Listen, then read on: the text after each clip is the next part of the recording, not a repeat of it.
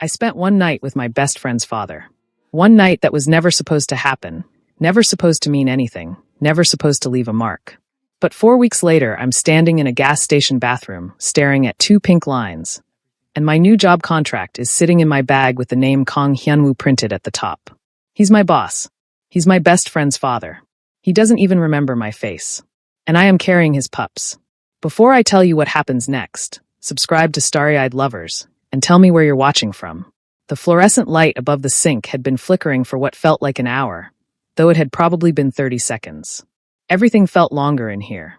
The smell of industrial cleaner and old tile grout. The distant sound of a truck pulling out of the station.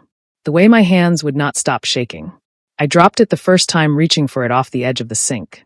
Fumbled it against the wall on the way down.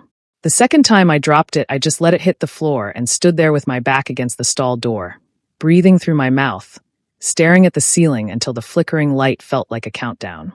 Then I picked it up and looked at it properly. 2 lines. Both of them pink. Both of them certain in the way that only terrible things are ever truly certain. My work bag was slumped against the base of the toilet where I dropped it when I ran in here.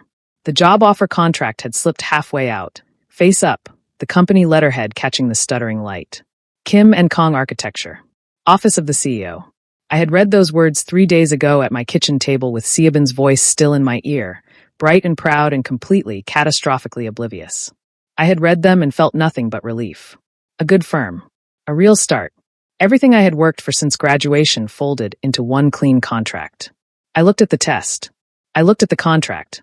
And then I laughed, one short, broken sound that bounced off every hard surface in that bathroom and came back to me sounding like someone else entirely. For weeks ago, I made either the worst decision of my life or the best one.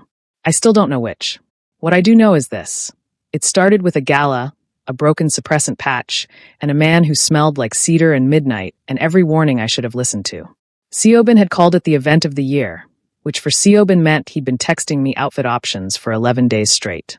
His father's company anniversary gala, Kim and Kong Architecture's 25th year. Held in the Grand Ritz Ballroom with 300 guests and enough ambient power in the room to make the air feel pressurized. I went as his +1, in a borrowed suit jacket that almost fit, feeling like exactly what I was. A 23-year-old junior architect who had no business being in the same room as any of these people. The suppressant patch gave out somewhere around the second hour. I didn't feel it happen. That's the cruelest part. There's no warning, no slow fade. One moment you are contained and invisible, and the next your omega scent is bleeding into the air around you like ink dropped in water. And every alpha within 20 feet is going to feel it before you do. I excused myself from Seobin mid-sentence and walked quickly, not running, never running, down a service corridor away from the main hall. Found a stretch of wall between 2 closed doors and pressed my back to it and focused on breathing slowly, the way my doctor had taught me years ago. Slow inhale. Hold. Slow exhale. You are not in danger. You are managing this. You look like you're managing this very poorly. The voice came from my left. I turned. He was standing about 4 feet away, holding a glass he hadn't touched, watching me with the particular stillness of a man who was used to reading rooms and had already read this one completely. Tall, dark suit, no tie, collar open one button. The only concession to informality in an otherwise immovable presence. A face that looked like it had been built for serious weather. Sharp jaw, dark eyes, the kind of bone structure that made people assume authority before he'd said a single word. I felt his scent before I consciously registered it. Cedar and something darker underneath, clean smoke, and the distinct low-frequency warmth of alpha pheromones being managed. Deliberately calibrated. Not advancing, not retreating. Building a wall between me and the rest of the hallway. He was shielding me. A stranger, without being asked, was using his own scent to contain mine. I'm fine, I said, which was not true. You're not, he said, which was also not an accusation. Just a fact, delivered the way architects deliver structural assessments. This wall has a problem. Here's where the problem is. I'll be fine, I amended. My patch failed. It happens. I just need a few minutes. It's going to take longer than a few minutes. He glanced toward the end of the corridor, where the sound of the gala drifted. Laughter, glass, the low swell of a string quartet. There are 11 alphas in that room who will notice before you're ready. I can stay here, or I can find you somewhere private. Your choice. I should have said stay here. I should have managed it alone the way I always did, thanked him for the shield, waited him out, gone back to find Seobin and pleaded a headache. I said, somewhere private. His name was Kang Hyunwoo. He told me that in the elevator, quietly, like it was information rather than introduction. I told him mine. He nodded once and said nothing else until we reached the floor. The suite was private and cool, and he sat across the room from me the entire first hour, giving me space I hadn't asked for but desperately needed. And we talked about nothing important. Architecture. A project I'd submitted for a student award 2 years ago that had placed second. Whether the string quartet downstairs had been slightly flat on the cello all evening. He had a dry, unhurried way of speaking that made everything feel like the least urgent conversation in the world. And somewhere in the middle of it, the shaking in my hands stopped. The heat came anyway. Slow at first, then not slow at all. I won't narrate what happened next as though either of us was helpless. We weren't.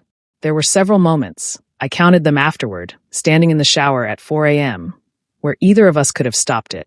We didn't stop it.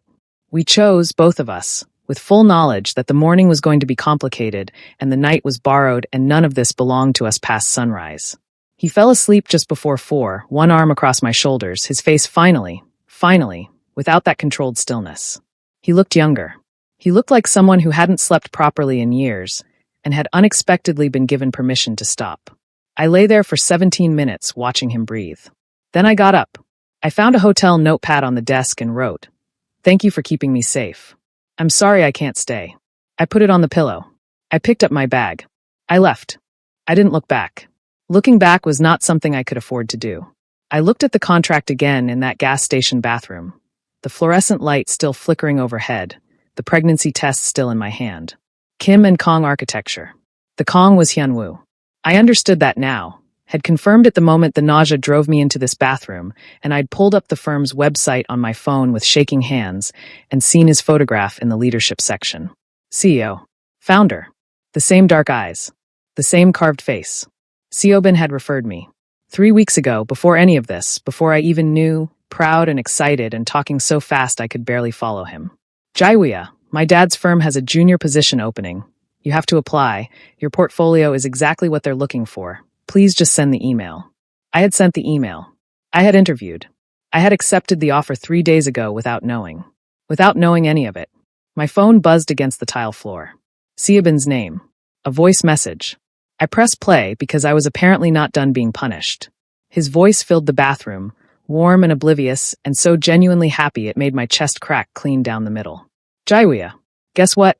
I told my dad one of his new hires is my best friend, and he didn't even react. You know how he is.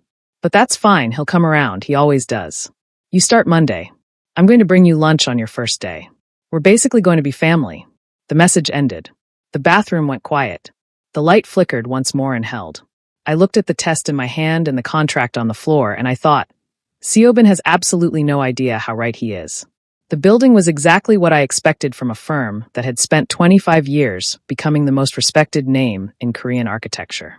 All glass and clean angles, the kind of structure that announced its own excellence without bothering to be loud about it. I stood on the pavement outside for longer than was strictly professional, my bag on my shoulder, my suppressants fresh and correctly applied, my face arranged into something I hoped read as calm. Then I walked in. The lobby was marble and morning light. A receptionist smiled and handed me a visitor lanyard while I waited for HR. Around me, staff moved with the particular efficiency of people who had learned early that time in this building was not wasted. I counted 4 alphas in the first 10 minutes. All of them senior, all of them carrying the faint atmospheric weight that came with rank and habit. None of them looked twice at me. The suppressants were holding. I breathed slowly and counted that as a victory. Hyunwoo walked through the lobby at 9 minutes past 9. He was with 2 other men, one carrying a tablet, one speaking rapidly about a zoning approval that had come through overnight. Hyunwoo listened without turning his head, which somehow made it obvious he was processing every word. He was dressed the way powerful men dress when they have stopped trying to prove anything. Dark trousers, a gray shirt, no jacket yet this early. He looked like the building itself. Certain. Load-bearing. The HR manager introduced us. Mr. San, our newest junior architect. He comes highly recommended, and I understand he's a friend of your son's. Hyunwoo looked at me. I felt it the way you feel the moment before a wave hits. That suspended second where you know what's coming and cannot move. I looked back at him. I waited. Nothing. Not a flicker. Not a pause. Not the smallest contraction of muscle around his eyes that might have suggested even the ghost of familiarity. He looked at me the way he had probably looked at every junior hire for 25 years. Briefly, assessingly, and without particular interest. "Welcome to the firm," he said, and walked away. I stood there with the lanyard in my hand and something in my chest that I was not going to name in the lobby of my new workplace on my first day. He didn't remember my face. I remembered everything. By noon I had a clearer picture of who Kang Hyunwoo was in the building that bore his name, and it was nothing like the man who had sat across a hotel room from me and asked, in that quiet, unhurried way, whether I thought the cellist had been slightly flat all evening. Here he was precise to the point of severity. He moved through the office and the air pressure changed. Not dramatically, not in the way of men who needed everyone to know they were in the room, but in the quieter way of someone whose standards were simply that high and had been for long enough that the entire organization had calibrated itself around them. I watched a senior architect present a site plan in a glass-walled meeting room and saw Hyunwoo find the problem in under 40 seconds. He didn't raise his voice. He didn't need to. He just pointed, said 3 words, and the architect nodded with the expression of someone who already knew. Staff walked carefully around him. Not in fear exactly, more in the way you walk carefully in a space where precision matters, where one misplaced thing changes the whole. I sat at my assigned desk and absorbed it and tried very hard not to compare him to the man who had built a scent barrier around me in a hotel corridor without being asked, who had talked about architecture and string quartets until my hands stopped shaking, whose face in sleep had looked like someone finally briefly safe. Maybe I had imagined that version of him. Maybe the gentleness had been circumstantial, a response to distress, professional even in its warmth. Maybe this, the glass and the precision and the 3-word corrections, was who he actually was and the rest had been the night talking. I was still thinking about it when my phone rang. "Tell me everything," Siobhan said before I could speak. "How is it? What's the office like? Have you met my dad yet? Did he do the thing where he looks at you like you're a structural problem he hasn't solved yet? He does that to everyone, don't take it personally. It's basically how he says hello." "It's fine," I said. "It's good. The office it's a good firm, Siobhan. Obviously it's a good firm. I referred you." I could hear the grin in it, bright and uncomplicated. "Listen, come for dinner tonight. Appa's out late, so it'll just be us. We can order from that Galbi place, and you can tell me properly. Like family. The whole evening." There it was again. That word landing right in the center of my sternum with its full weight. "Maybe later in the week," I said. "First day.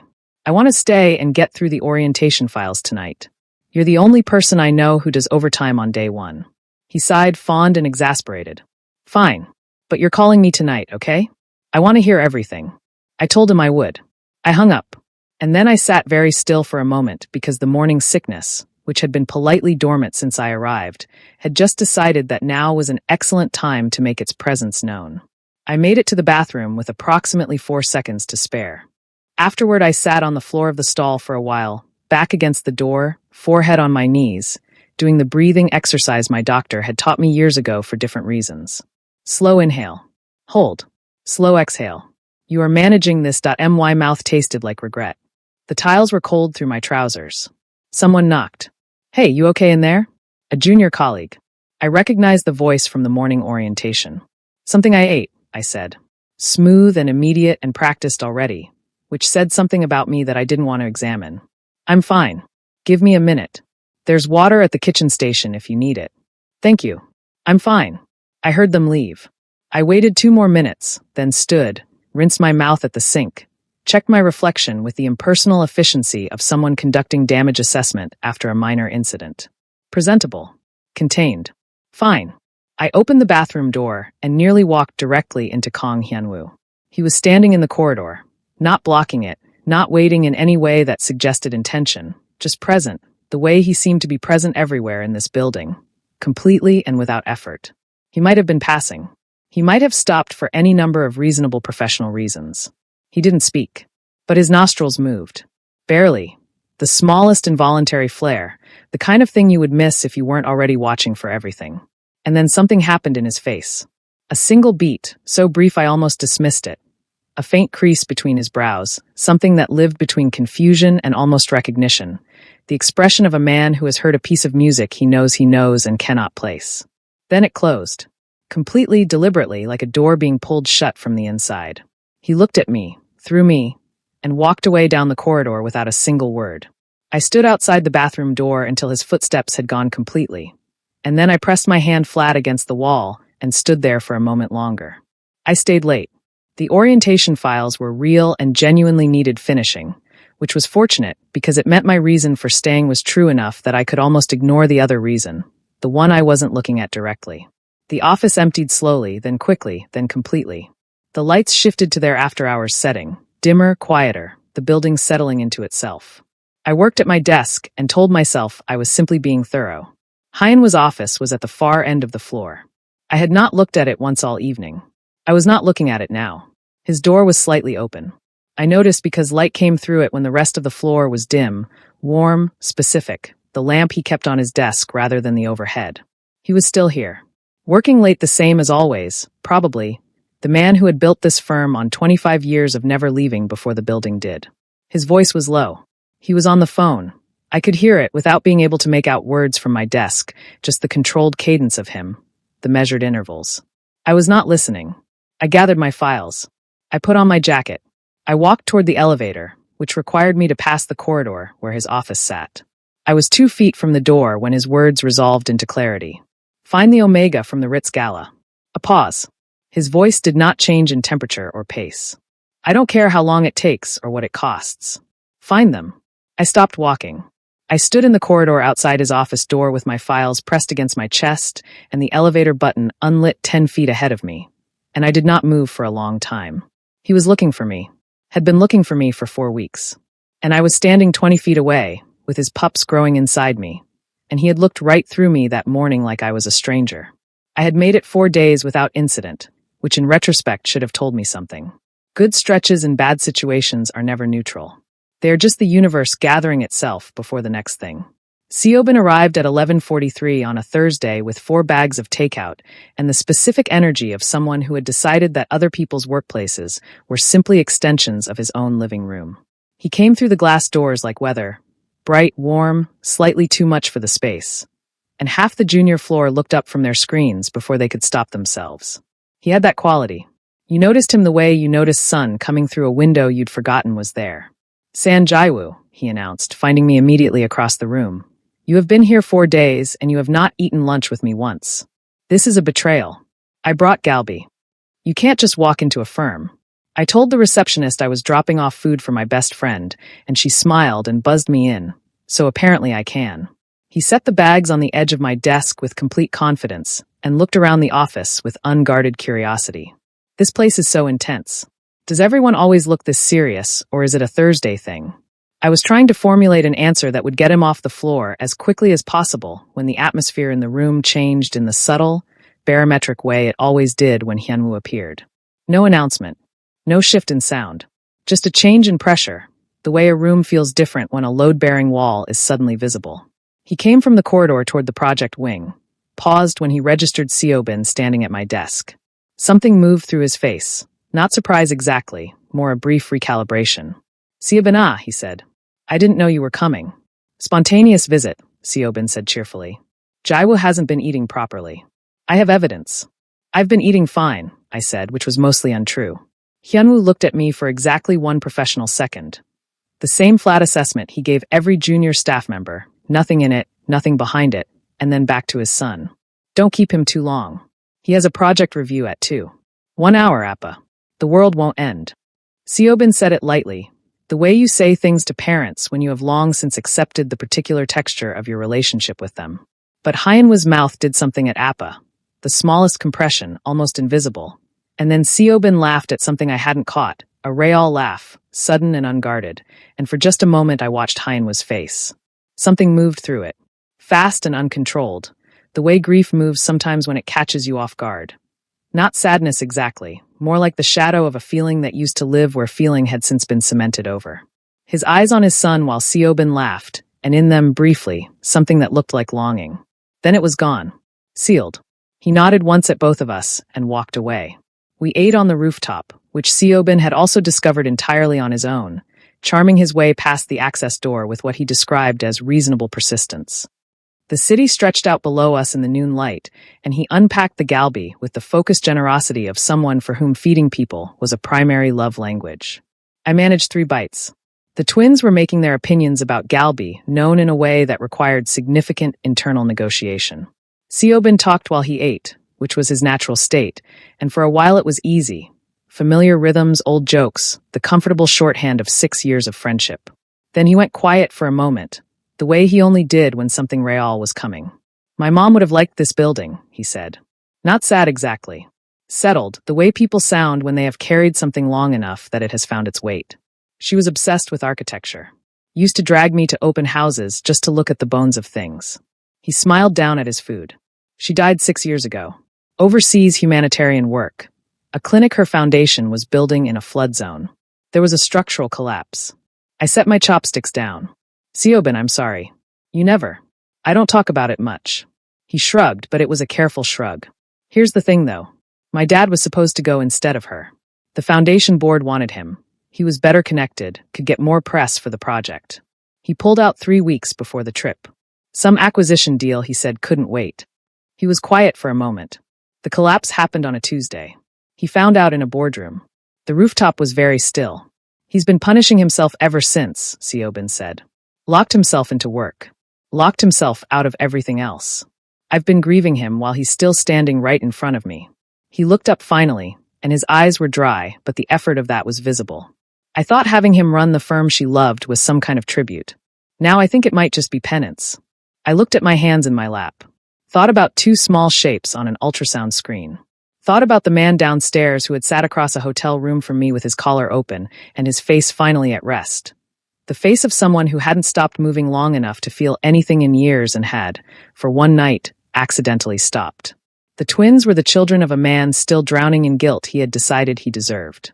And I was sitting on this rooftop with his son, who had no idea, eating galbi I couldn't finish, thinking about how there was no version of this that didn't cost someone something enormous. On Friday morning, Hyunwoo's assistant appeared at my desk with a printed memo and the specific neutrality of someone delivering information they have been told not to editorialize. I had been reassigned to the Buchan Mountain Development, Hyunwoo's private project, a luxury residential commission that had been running for 8 months and was entering its most technically complex phase. The memo cited my university thesis and my handling of the orientation review files as the basis for the decision. It was professionally airtight. The reason was legitimate. I knew at the moment I read it because the project actually matched my portfolio in a way that was almost annoying, given the circumstances. Daily meetings. Small team. A project room that fit 5 people comfortably and felt significantly smaller by the second day. Hyunwoo ran the meetings with the same controlled precision he brought to everything. Structured, efficient, no wasted motion.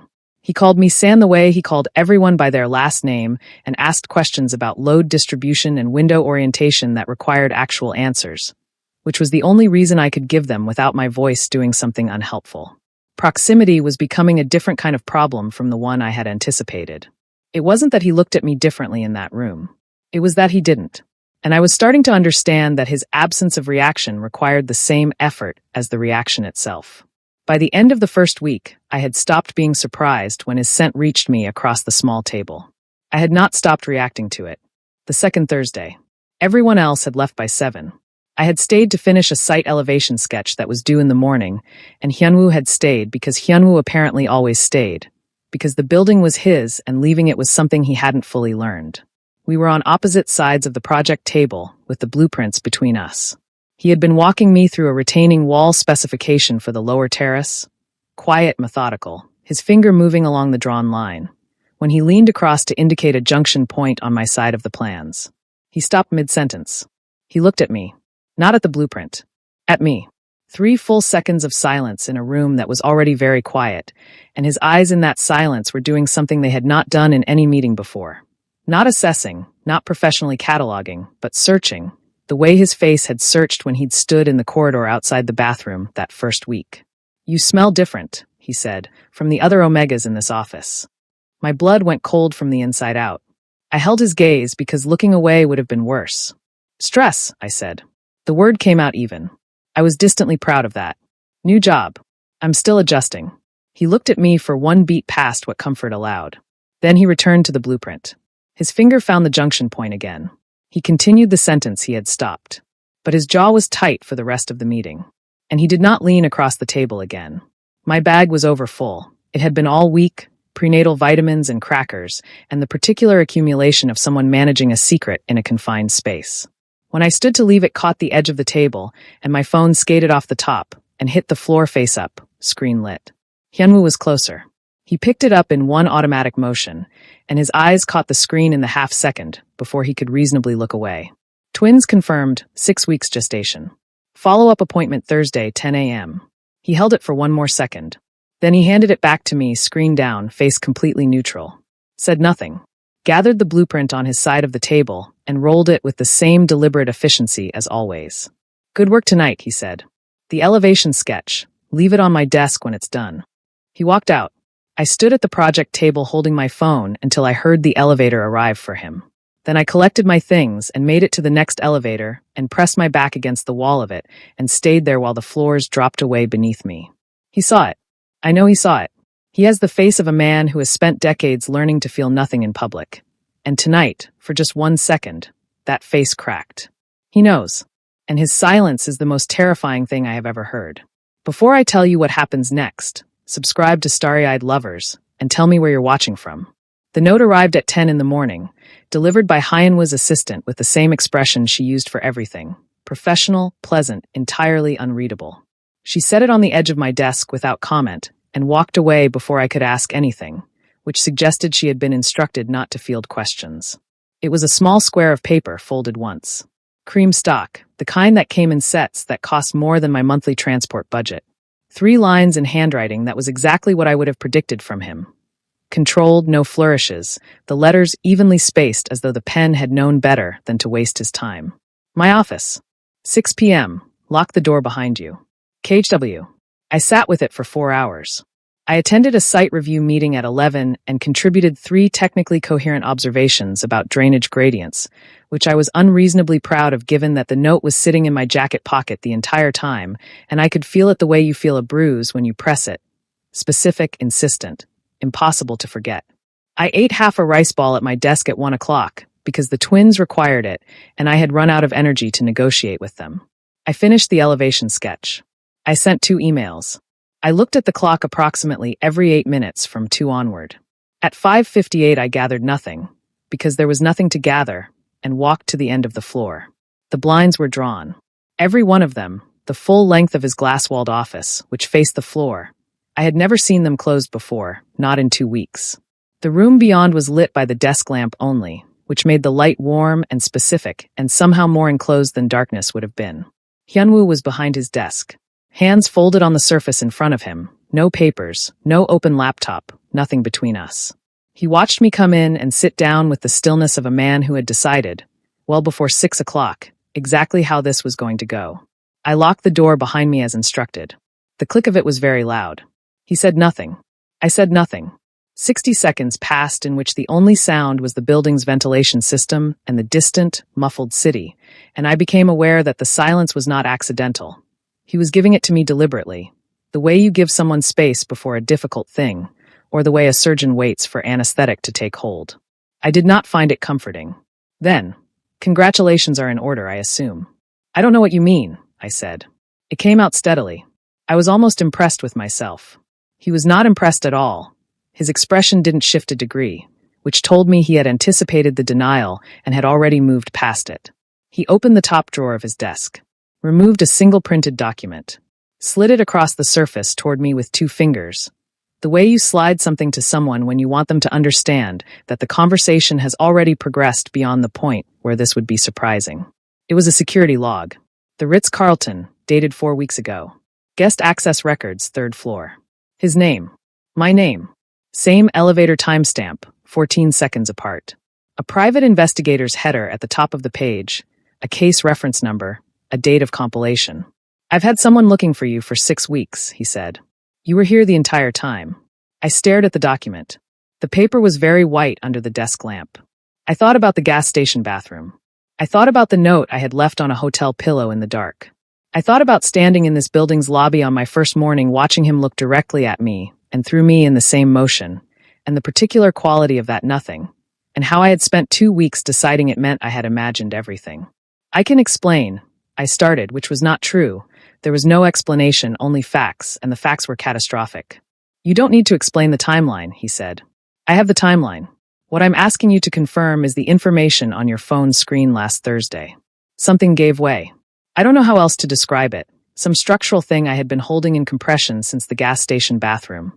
Since before that, since the morning I had calculated the dates and understood what the nausea meant and sat on my bathroom floor for 40 minutes unable to move. It gave way all at once, and what came out wasn't clean or organized or anything I would have chosen. I don't know what you want from me. My voice was not steady anymore. I don't know what you think is going to happen here. Siobhan is my best friend. He is the closest thing I have to family, and he referred me to this firm, and he has no idea. He has no idea. And you are his father. You are his father. And these pups are going to destroy everything the moment anyone finds out. So whatever you're about to say. Jaiwoo, whatever responsible thing you think you're going to do, it doesn't fix any of it. It doesn't make any of it simpler. It just adds more damage to something that is already. Jaiwoo, already impossible. So if this meeting was to confirm that yes, I am carrying your pups, yes, I know what that means, yes, I have been sitting 20 feet away from you for 2 weeks knowing exactly what that means. My voice broke on the last word. I pressed my hand flat on the desk surface and breathed. Then yes, confirmed. Now you know. The silence that followed was different from the first one. Softer at the edges. I looked up because I couldn't not look up, and Hyunwoo had not moved from his chair, had not leaned forward, had not changed his posture, had done nothing except watch me come apart across his desk with an expression I was completely unprepared for. It looked like relief. Quiet, private, the kind that doesn't announce itself. The relief of a man who has been carrying a question for 6 weeks and has finally, at significant cost to someone else, received his answer. It looked like the face he'd had in sleep. It looked like something he hadn't meant to show. He let me catch my breath. Then he said, I'm not asking you to destroy anything. I'm asking you to let me be responsible for what I helped create. You don't even know me. I know you left a note instead of vanishing. He said it simply, as though he had thought about this specific thing many times and had arrived at certainty through repetition. I know you took this job even when you were terrified of what it meant. I know you have been sitting in this building for 2 weeks protecting everyone in it. My son, my staff, me. Accept yourself. A pause. And I know the pups are mine. I'm not walking away from that. I opened my mouth. Closed it. The thing I had been carrying alone for 4 weeks, the full weight of it, sat between us on the desk like the document he had slid across it. Visible now, undeniable, existing in a shared space for the first time. I don't know how to do this, I said, and it was the most honest thing I had said in a month. Neither do I, he said. But I'd like to try. If you'll let me. The office door swung open. It hit the doorstop with a sound like punctuation, and Siobhan stood in the frame, for takeout bags distributed between both hands, grinning with the specific brightness of someone who had decided to surprise 2 people he loved and was enormously pleased with himself about it. Okay, so I know you said overtime again, but I thought. He stopped. The grin didn't fade gradually. It simply stopped, the way a light stops when a switch is cut. His eyes moved from me to his father, then back, then to the drawn blinds. Then to the document on the desk between us that he couldn't read from there, but could clearly tell was not a blueprint. The takeout bags were still in his hands. He had not moved from the doorway. Why do you both look like that? Siobhan set the takeout bags on the desk. He did it carefully, which was how I knew something had already shifted in him. Siobhan was not a careful person with physical objects. He was a person who put things down wherever there was space and trusted the surface to manage the rest. The deliberateness of it, the way he made sure each bag was settled before he let go, told me he needed something to do with his hands while he decided what to do with everything else. He sat in the chair beside mine. Not across from us. Beside me, which might have been instinct or might have been the last automatic gesture of 6 years of friendship before he knew whether he still had access to it. He looked at his own hands in his lap. Then he looked up, and his face was very still in a way Siobhan's face almost never was. He didn't speak. He waited. Hyunwoo looked at me from across the desk. The expression was unreadable to anyone who didn't know to look for the small things, but I had spent 2 weeks learning to look for the small things. And what it said was, your choice, your pace, that he would not do this for me. He would not take the decision out of my hands a second time. I looked at my best friend sitting very still in the chair beside mine, and I thought about every version of this conversation I had rehearsed in the shower at 4 in the morning over the past 2 weeks. And I understood that none of them were going to be useful now because Siobhan was already here, already waiting, already somewhere past the point where a careful version would land. It started at the gala, I said. Your father's anniversary event. 6 weeks ago. I told it from the beginning. The suppressant patch failing. The corridor. The man who had built a scent barrier around me without being asked and talked about architecture until my hands stopped shaking. I did not soften the timeline or suggest that it had been complicated in ways that made the choice less of a choice. It had been a choice, made by both of us, and Siobhan deserved the truth of that more than he deserved a version that protected me. I watched him move through it in real time. Confusion first, the slight tilt of his head, the frown of someone trying to fit information into a frame that doesn't yet exist. Then understanding arriving in pieces, each one visibly landing. The gala, the suppressants, the hotel. His eyes moved to his father once, briefly, during this part, and Hyunwoo held the look without flinching and without offering anything to make it easier. Then the disbelief, not that it had happened, but that it had been happening, specifically, while Siobhan had been calling me to ask how my first day went and texting me Galbi options and saying the word family without knowing it was a grenade. I told him about the job offer. About not knowing the connection until the gas station bathroom. About 2 weeks of sitting 20 feet from his father, carrying a secret that belonged to both of them. Then the pregnancy. Then the twins. Siobhan went quiet. Not the quiet of someone gathering toward an explosion. The other kind, the deeper kind, the quiet that means something structural has shifted, and the person is standing very still trying to determine if the floor is still load-bearing. When he spoke, his voice was low and even and cost him something to keep that way. You were the one person I told everything to about my dad. He wasn't looking at me. He was looking at the middle distance somewhere between us, where the words were easier to place. About how lonely he was. About how I wished he'd find someone. About how I'd been grieving him while he was still standing right there. A pause. And all this time. Siobhan. You should have told me, Jaiwoo. He looked at me then, and what was in his eyes was not anger. It was the specific grief that only best friends can produce in each other. The kind that comes from the distance between who you thought someone was and who the situation revealed them to be. Not because I would have stopped it. I don't even know if I could have. But because I deserved to know. I didn't have an answer for that. There wasn't one. He was right in the way that the most painful things are right, completely, without exit. He stood, picked up his jacket from the back of the chair with the same careful deliberateness he'd used with the takeout bags. He did not look at his father. He did not slam anything. Did not raise his voice, did not give me the release of an explosion I could have pushed back against. He walked to the office door and opened it and went through it, and the door clicked shut behind him with a sound so soft it was almost courteous. The room was very quiet. I picked up my phone, opened the Notes app because I couldn't find a drafting template fast enough, and it didn't matter. The words didn't require formatting. I am writing to formally resign from my position at Kim and Kong Architecture, effective immediately, with sincere apologies for the disruption this causes to the Buchan Mountain Development team. I got that far before Hyunwoo stood up. He didn't cross the room quickly. He moved to stand between me and the door with the same unhurried certainty he brought to everything, and he was not blocking me. He was simply there, present, the way a wall is present, not hostile but immovable. I'm a liability to this firm, I said. I'm a liability to Siobhan and to you and to. You're a person making a decision in the worst possible moment of a very bad evening. He said it quietly. That's not the same thing. Hyunwoo. Running doesn't protect them. His eyes dropped briefly, just once, just for a moment, to somewhere below my face, and then back up. It only means you're running alone. I stared at him. The resignation letter sat unfinished in my Notes app. My thumb was still on the screen. Give it tonight, he said. That's all I'm asking. Give it one night before you make a decision you can't undo. I didn't put the phone away. But I didn't finish the letter either. The door opened without a knock. He was silver-haired and immaculately dressed in the way that old money dresses. Not expensively, exactly, but with the specific quietness of someone who has never needed clothing to announce them. He carried age the way certain buildings carry history. It had not diminished him. It had simply made him more concentrated.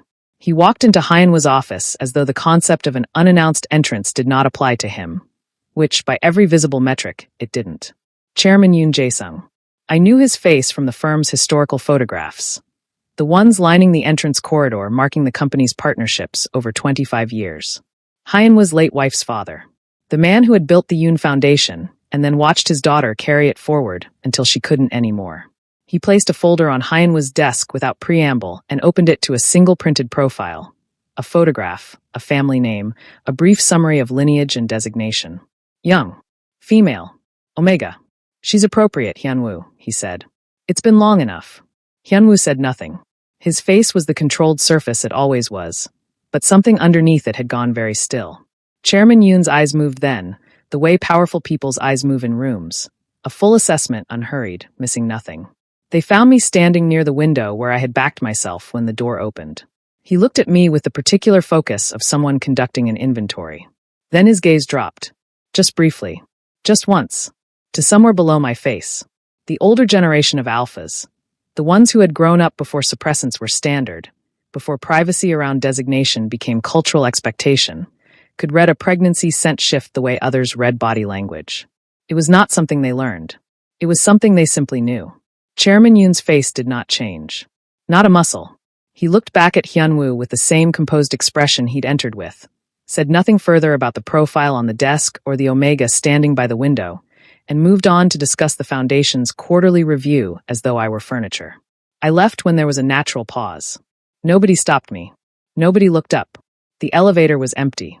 I pressed the lobby button and stood with my back against the wall the way I had been standing against walls in this building for 2 weeks, and I watched the numbers descend. My phone buzzed. Unknown number. A text, 3 lines. I know what you're carrying, and I know whose they are. You have 2 weeks to handle this quietly before I do it for you. YJS. I read it twice. Then I looked up at my own reflection in the elevator's brushed steel doors. Pale, hollow-eyed, one hand pressed flat against my stomach without having decided to put it there. Chairman Yoon had my number, and he was not making a request. Seobin's last text to me had been sent at 4 in the afternoon. A single punctuation mark, a period, which from Seobin was its own kind of statement. He never used periods. He was a person of exclamation points and ellipses, and the occasional string of letters that weren't words but communicated perfectly. A period meant he had typed something real and deleted it and sent the punctuation instead, because it was the only part he was sure of. I had replied 3 times since then. He had not responded to any of them. The apartment felt the way apartments feel when they've had people in them regularly and then don't. Slightly too quiet, the silence with a texture to it. I had lived here alone since graduation, and it had never bothered me before. I sat on the bathroom floor because that had become the room where I was most honest with myself. Some Pavlovian thing established in a gas station 4 weeks ago that I hadn't been able to shake. The ultrasound photo was in my jacket pocket. I had been carrying it there since Thursday's appointment, folded once, because putting it anywhere else felt wrong in a way I hadn't examined. I took it out and unfolded it and looked at it in the bathroom light. 2 small shapes, both of them curved like questions, both of them already taking up more space in my life than anything that size had a right to. I had not cried yet. Not properly. I had performed the controlled breathing and the practical management and the professional composure for 6 weeks, and I had been so focused on the structural integrity of the whole situation that I had not once sat with the actual fact of it. That there were 2 of them, that they were real, that they were mine and also someone else's, and that I was 23 years old sitting on a bathroom floor alone at 11:45 at night with an ultrasound photo and an unanswered text chain and a threatening message from a man I had met once. The crying, when it came, was not graceful. It was the kind that builds pressure before it releases, that takes you by surprise even when you've been holding it for weeks, that doesn't have a clean end. It just runs until it runs out, leaving you wrung out and oddly lighter. The way buildings feel after significant structural load has been redistributed. I was on the floor with my back against the bathtub, and my knees pulled up when the knock came at 11:58. He was standing in the hallway holding 2 grocery bags, one in each hand, wearing a coat he hadn't bothered to button over what looked like the clothes he'd left the office in. The bags were plain, the kind from the 24-hour mart 2 blocks away. He looked, for the first time since I had known him, faintly uncertain, in the specific way of someone who has made a decision with complete conviction and is only now, standing at the execution point, considering that it might read as unusual. I stared at him. He looked at my face, at whatever the last hour had left on it, and something in his expression adjusted. Quiet, immediate, private. You didn't eat today, he said. I had the office kitchen checked. You had the kitchen. Let me in, Jaiwoo. It was not a demand. It wasn't quite a request either. It was something in between, the way he said most things, occupying the space where other people put uncertainty. I stepped back from the door. He cooked badly. This was immediately apparent, and he showed no awareness of it whatsoever, which was somehow the most disarming thing he had done yet. He moved through my small kitchen with the same focused competence he brought to architectural reviews, applied to processes that clearly had not been part of his routine in some time. He burned the first edge of the egg and adjusted without comment. He could not find the lid for the pot and spent 45 seconds looking before accepting that it did not exist. He plated everything with more care than the results warranted, which made it look simultaneously better and worse. We ate on the floor because my table was covered in blueprints, Buchan Mountain elevations I had brought home 3 days ago and not moved since. He sat across from me with his plate on the floor between us and ate what he had made without complaint, which suggested either very low standards or very good manners. And I ate more than I had eaten at any point in the past week because the twins, apparently, had opinions about egg rice that superseded all of my ongoing crises. He didn't mention Chairman Yoon. Didn't ask about Seobin. Didn't introduce timelines or decisions or any of the enormous unresolved architecture of the situation. He just stayed. Refilled my water glass when it was empty. Moved a blueprint off the floor when it was in the way. Sat in my apartment at midnight like a man who had decided this was where he was supposed to be and saw no reason to justify it further. I didn't know if he knew about the text. I didn't ask. At 2 a.m, I said, "Why are you doing this?" He was quiet for long enough that I thought he might not answer. Not evasively, but in the way he was sometimes quiet before saying something he had considered carefully. "Because that night," he said, "I felt something I had buried 6 years ago and told myself was gone forever. And then you were gone. And I spent 6 weeks thinking I had imagined you. You looked right through me at the office. I didn't recognize your face." He said it plainly, without apology, which somehow made it easier to hear than a softened version would have been. "But when you got sick in that hallway the first week, I felt it before I understood it. My alpha recognized you before I did." He looked at me directly. "I didn't imagine you. And I'm not letting you disappear again." The apartment was very quiet. Outside, the city did its late-night thing. A distant siren, the sound of the convenience mart's door 2 floors down. The particular silence that sits between sounds at 2 a.m. and has a different quality from any other hour's silence. "That's not an answer," I said. "Not a complete one." "No," he agreed. "But it's the true part. The rest," he stopped. Looked at his hands. Then back at me. "The rest I'd rather show you than explain." The space between us had been shrinking in increments since he sat down, the way distances change when 2 people stop actively maintaining them. He reached up slowly, deliberately, telegraphing every movement the way you move around something you don't want to startle, and tucked a strand of hair behind my ear. His fingers didn't linger. They didn't need to. Neither of us breathed. My phone rang. Seobin. 2:07 a.m. I looked at the screen. Looked at Hyunwoo. The moment between us held its shape for one more second, and then settled into something else. Not gone, just set aside carefully, the way you set aside something you intend to return to. Hyunwoo nodded once. Stood without being asked and moved to the kitchen, running water, finding mugs, giving me the room the way he seemed to understand, without instruction, that I needed it.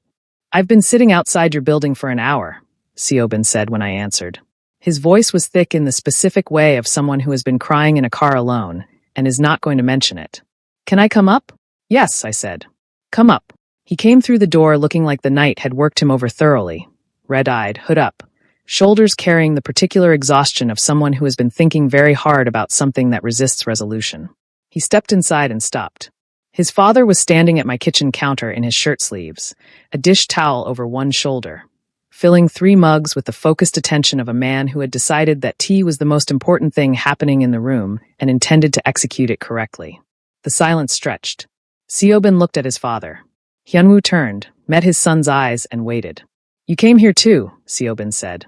"Yes." Seobin closed his eyes. Something moved through his face, complex, unresolved, arriving at no clean conclusion. He opened his eyes. "I don't know if I'm angry that you're here," he said quietly, or relieved that he's not alone. A pause. "I think I'm both." Hyunwoo crossed the room and handed him a mug. Seobin took it. He came and sat on the floor beside me. Close enough that our shoulders touched, the way we had sat through every difficult thing in 6 years of friendship. And his father brought the remaining 2 mugs and sat across from us, and the 3 of us existed in my small apartment at 2 a.m. with the blueprints on the floor and the city quiet outside. Then Seobin looked at his father. His jaw was set. His eyes were clear. "I need you to tell me the truth, Appa." His voice did not waver. "Not the version that protects me. Not the version that's easy.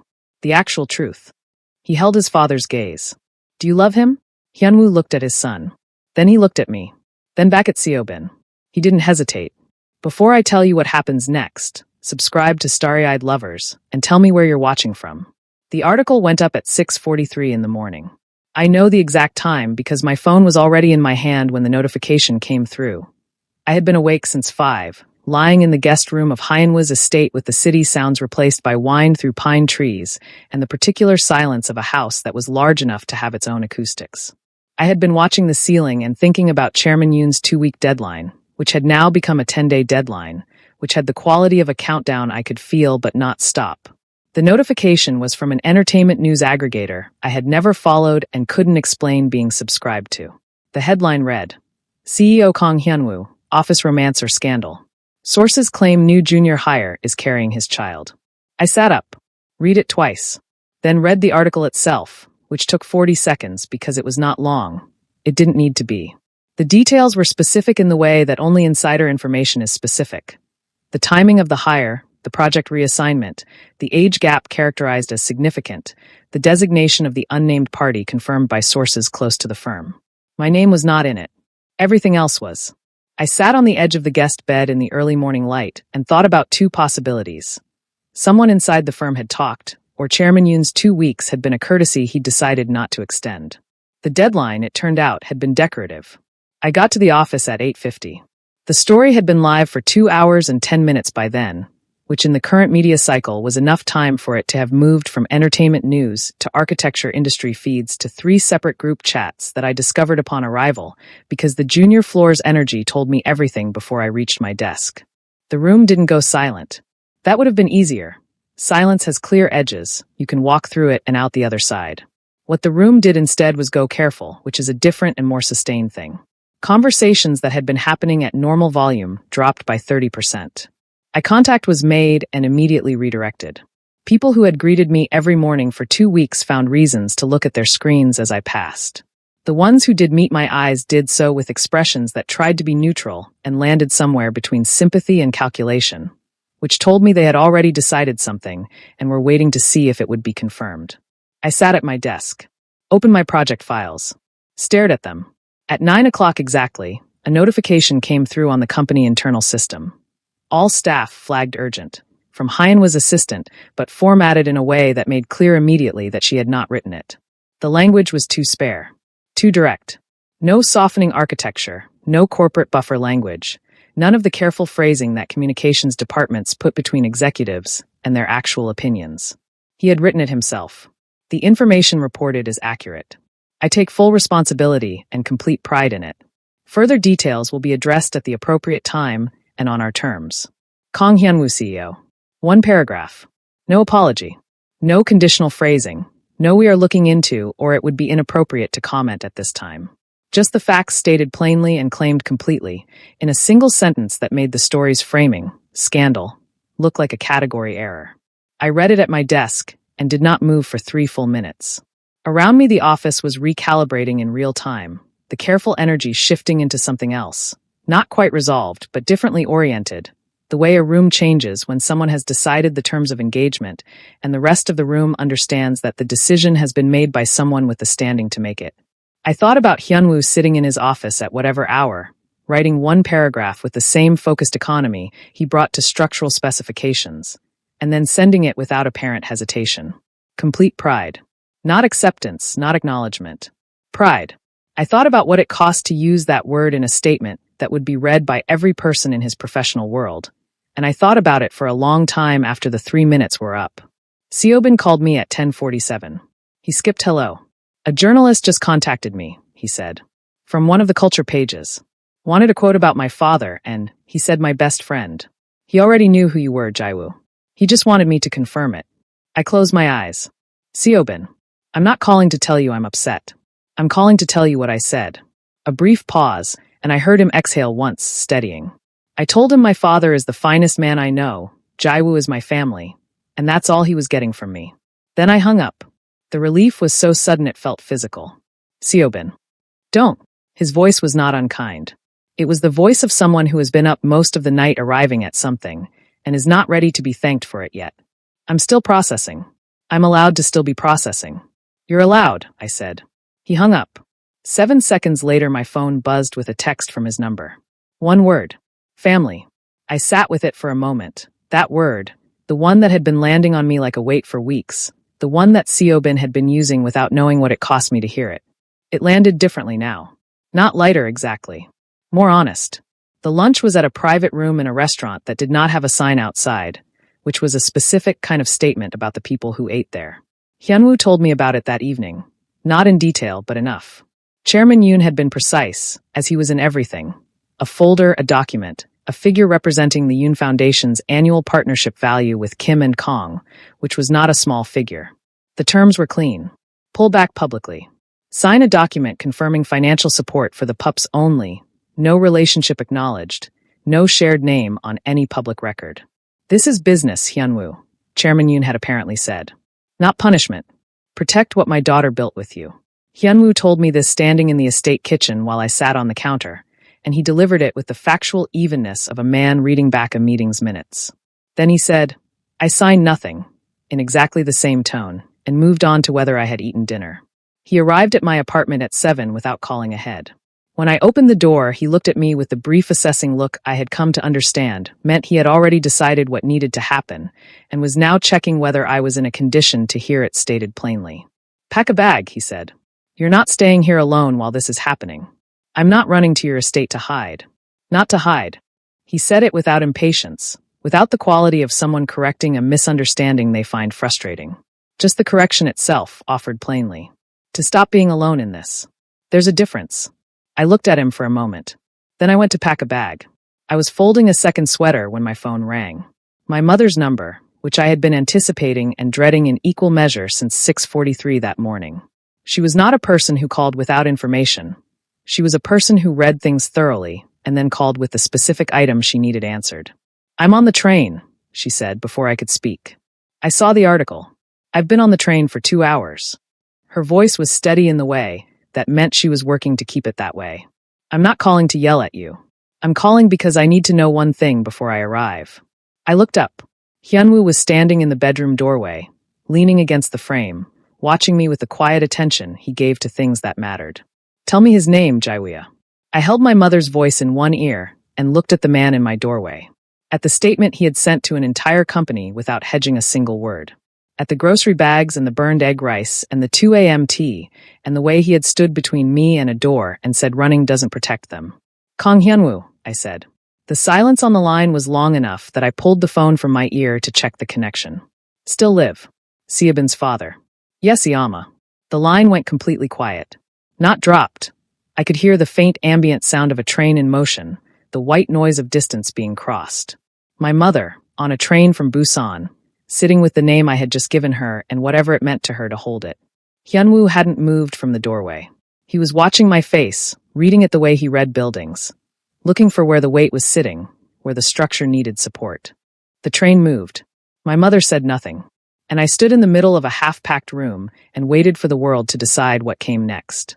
Hyunwoo chose the estate deliberately. He didn't say so, but I understood it the way I had learned to understand most of his decisions. Not from explanation, but from the precision of the choice itself.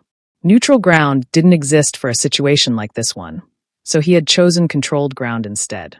His territory, his house, his staff quietly preparing the main sitting room with tea and a level of ambient order that said this household is not in crisis, even while everything in it was. My mother arrived first. She had taken the earliest train that connected and arrived at the estate gate with a single travel bag and the expression of a woman who has spent 4 hours on a train converting anxiety into resolve. She was small. I had always been taller than her, since I was 15, with the kind of quiet that people mistake for softness until they are in a room with her long enough to understand it is actually precision. She looked at the estate the way she looked at everything new. Thoroughly, once, and then she was done with the exterior and interested only in the interior. She hugged me for a long time without speaking. When she pulled back, she looked at my face with the specific attention of someone reading damage assessment, then nodded once, not at me, at herself, some internal conclusion, and went inside. Siobhan arrived 20 minutes later.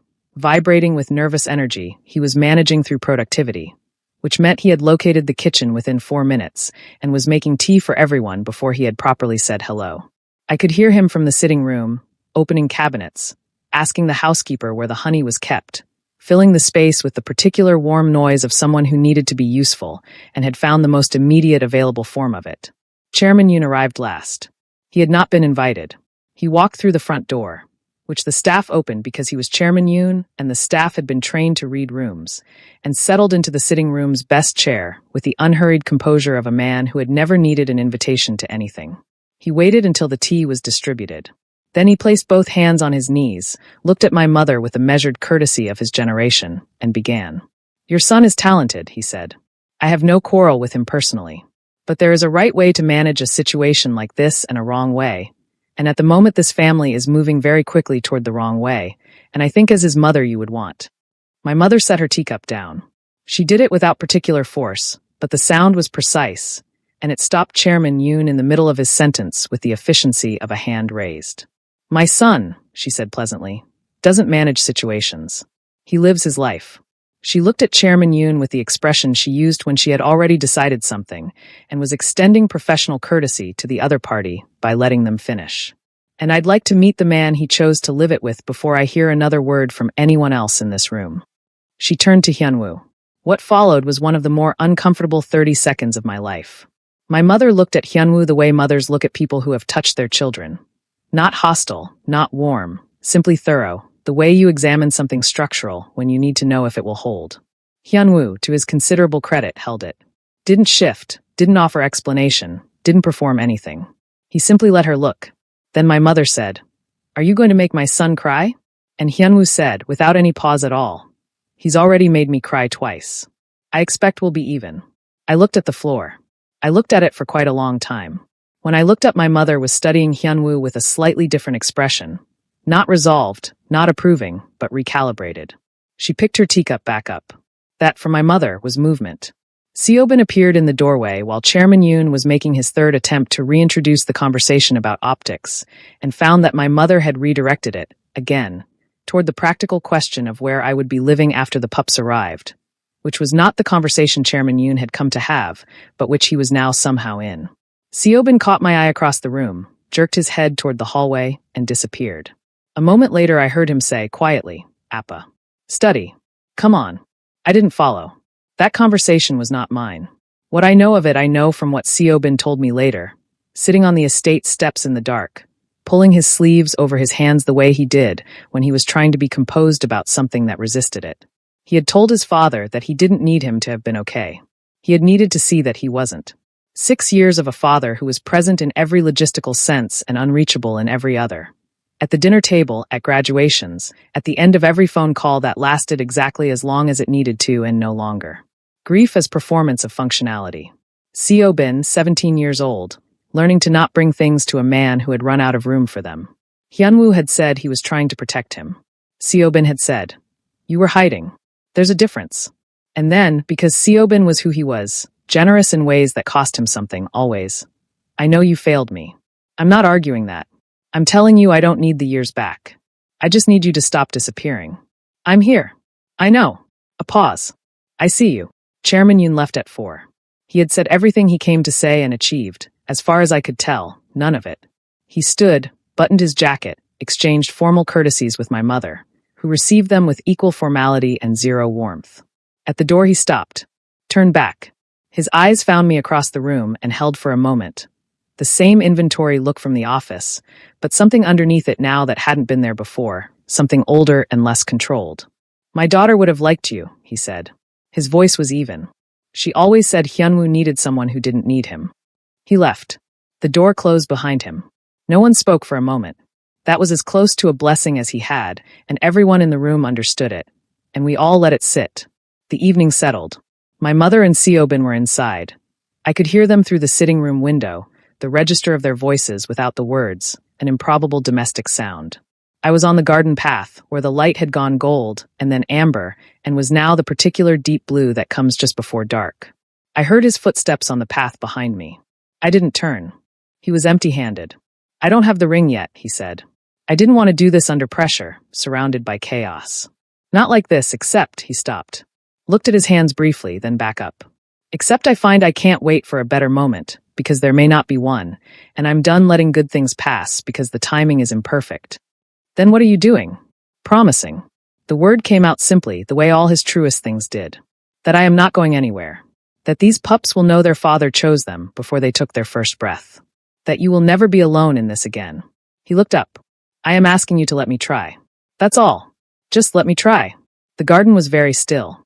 Somewhere inside, I could hear Siobhan laughing at something my mother had said. There are moments in a life that split everything into before and after. I felt it the night I left that note on a hotel pillow in the dark.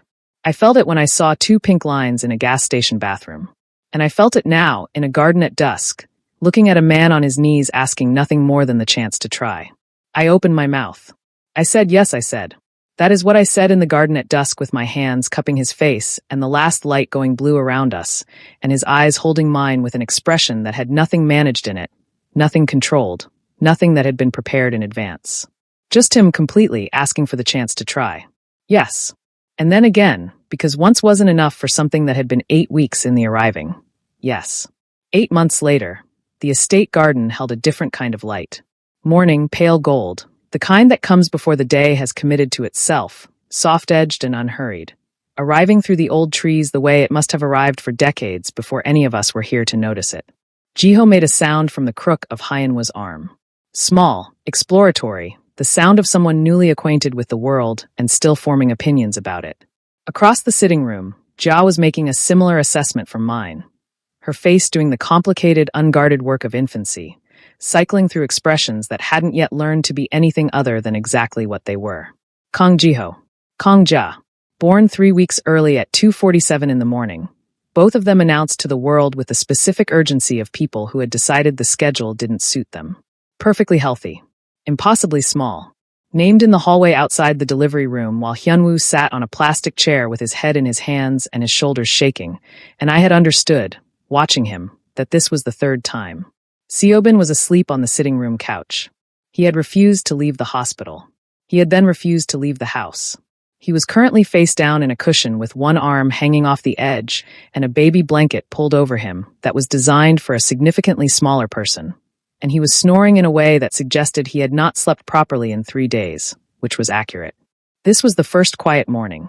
We stayed in it, Hyenwoo and I on opposite ends of the room, each holding a twin, not speaking, the silence between us the good kind that doesn't need filling. He looked up from Jiho's face and found me already looking. He didn't say anything. Neither did I. We didn't need to. The Library Commission came through in the spring. A public branch in a neighborhood that had been waiting 12 years for one, commissioned through Kim and Kong with a brief that asked for something that felt alive. Hyenwoo brought it to me directly, which caused a brief recalibration among the senior team until they looked at my portfolio and stopped recalibrating. My name went on the architectural drawings beside his. Not underneath, not in smaller text, beside the way collaborators are credited, because that was what we were.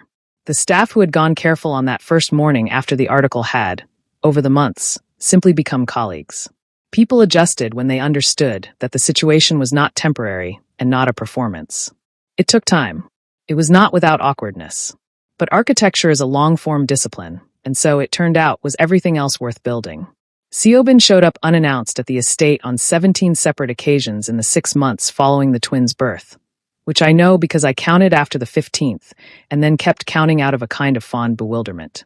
He had a bag he kept packed for it. He taught Jiho to make a specific sound that was not quite a word and not quite a syllable, and was somehow already annoying in a way that suggested it would become more annoying as Jiho's range developed. He taught Jia to grab fingers with a grip that startled people. He stayed too long every time and left only when he was genuinely needed elsewhere, and sometimes not even then. He was slowly and visibly, and at some cost to the armor he'd been wearing for 6 years, becoming a son again rather than a satellite. I watched it happen over dinners that ran late and mornings after unannounced stays, in the way he and Hyenwoo had started talking. Not the careful, logistical exchanges of 2 people maintaining a relationship through its formal structure, but actual conversation, unscheduled, sometimes about nothing, sometimes about everything that had been left unsaid for too long. Hyenwoo had learned to call first. Siobhan had learned to answer. Hyenwoo himself was learning things that surprised him. He was learning to leave the office before 8. Which his assistant had noted in a tone of barely contained vindication. He was learning that I missed you as a sentence that could be said plainly, in the kitchen, without preamble or strategic framing, and that it landed better that way than any prepared version would have. He was learning to be soft in moments that didn't require him to be anything. Saturday mornings, the hour before the twins woke, The drive home from a long day, when he reached across the center console and put his hand over mine without making it mean anything more than what it was. He was learning to let things be simple. It did not come naturally. I found it remarkable every time. We married in the garden of the house we had built on the land he had shown me in the second week. The property with the stream and the mountains and the perfect building site that had waited 10 years for someone to see it clearly. Jaiwu had seen it clearly. The house had taken 7 months and bore both our sensibilities in a way that was sometimes in tension and always ultimately right. Large windows. Materials that belonged to the land. A room for Siobhan that he claimed he didn't need and occupied constantly. The wedding was small. Mountain backdrop, garden ceremony, the kind of afternoon that arrives perfectly without having been asked to. I wore white hanbok. Hyunwoo wore black and looked, as he always did, like he had been built for exactly the space he was standing in. Jiho and Ja were present in the arms of their respective grandmothers, both of them dressed in miniature formal, where that Siobhan had selected and that I had pretended to have opinions about. Siobhan, as best man, had been crying since 10 in the morning. He was attempting to hide this with limited success and complete commitment. By the time he stood to give his toast, his eyes were red in a way that no amount of composed posture could address, and he looked at us both for a moment before he started speaking, just looked, and what was in his face was something I didn't have a word for. Relief and grief and joy all occupying the same space. The expression of someone who has arrived somewhere they didn't know they were going and recognizes it completely. He raised his glass. "I used to think my father and my best friend were the two most separate parts of my life," he said. "And then I realized they were always two halves of the same thing. And it took them falling in love for me to understand what our family was supposed to look like. Unconventional. Complicated. Absolutely, completely ours." He paused, steadying. "Jaiwu challenges my father to be present, to live fully, to be the man he always was underneath the grief. And my father gives Jaiwu the ground to stand on, stability, love, the certainty of being chosen completely. They make each other whole. And they made me believe again, in second chances, in love that doesn't follow rules, in the idea that family is what you build, not just what you're born into." He looked at the twins, asleep against their grandmother's shoulders. "Please raise your glasses. To my father. To my best friend. To Jiho and Ja, who have no idea yet how loved they already are. And to the beautiful, unconventional, absolutely perfect family we somehow became." The house was quiet by 10. The twins were asleep. Siobhan's snoring was already audible from the guest room. The same snoring, the same guest room, everything in its right place. Hyunwoo and I stood in our bedroom with the mountain dark outside the windows and the particular stillness of a day that had contained everything and was finally done. "What are you thinking about?" he said. "That gas station bathroom," I said. The 2 pink lines. How terrified I was. How impossible all of this seemed. And now, I turned to face him. This man, twice my age, steady as load-bearing stone, still learning to be soft and surprised by himself every time he managed it. Mine. Completely, officially mine. Now I think some things are only impossible until they're built. We built something impossible. We built a home. We built a life, he corrected, pulling me close, his voice low and certain in the way it was when he had decided something and meant it completely. And Jaiwu, we are just getting started. One night. That is all it took. One night in a borrowed hotel room with a stranger who smelled like cedar and everything I was never supposed to want. And I spent the rest of my life building everything that came after it. The house. The firm. The family. The twins who have their father's eyes and my stubborn heart. And Siobhan down the hall, who chose love over everything easier, and gave us both the space to do the same. I wouldn't change a single second. Not one.